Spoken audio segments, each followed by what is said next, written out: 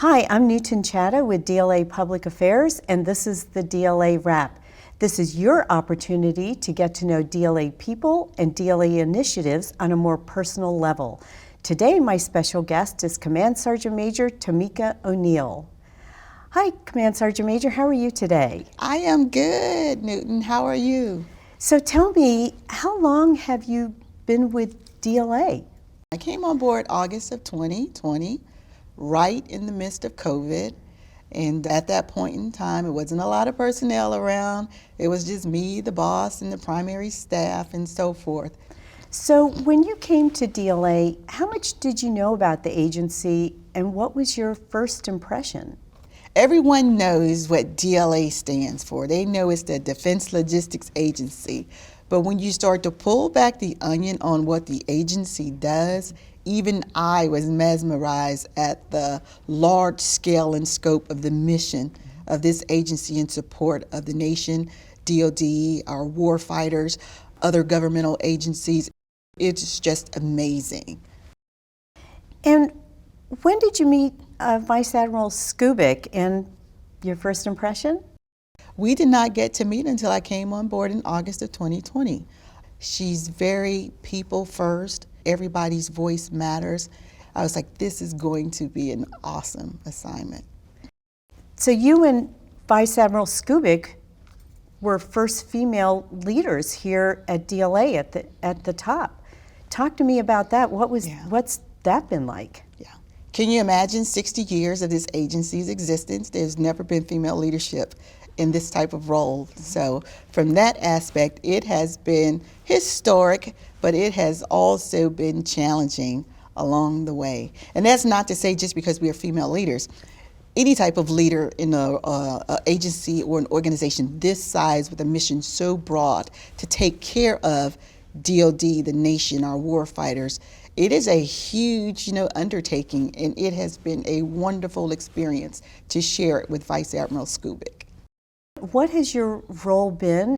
The role of what I do is always taking care of not only civilians, our soldiers, our sailors, our airmen, our Marines, and our guardians.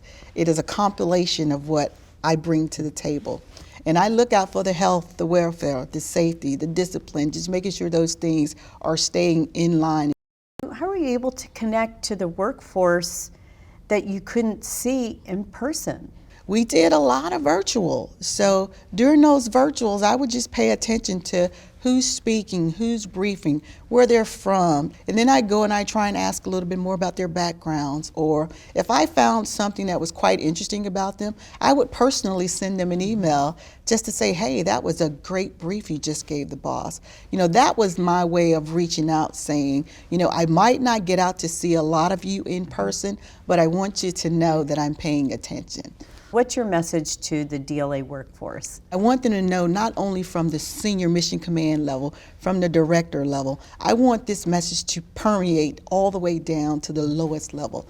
Those 8,000, 9,000 members of our workforce that worked continuously during COVID.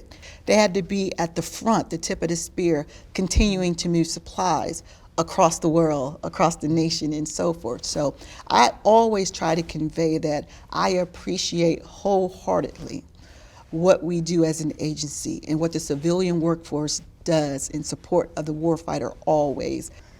Do you have a special message for DLA reservists? There's only 500 or so active duty, and that support from the reserve component, when we can call upon them to come on orders to go and deploy on a red cycle deployment team or a deployment support team, we can't ask for a better support element. It gives us flexibility to be as maneuverable across this space because logistics is global.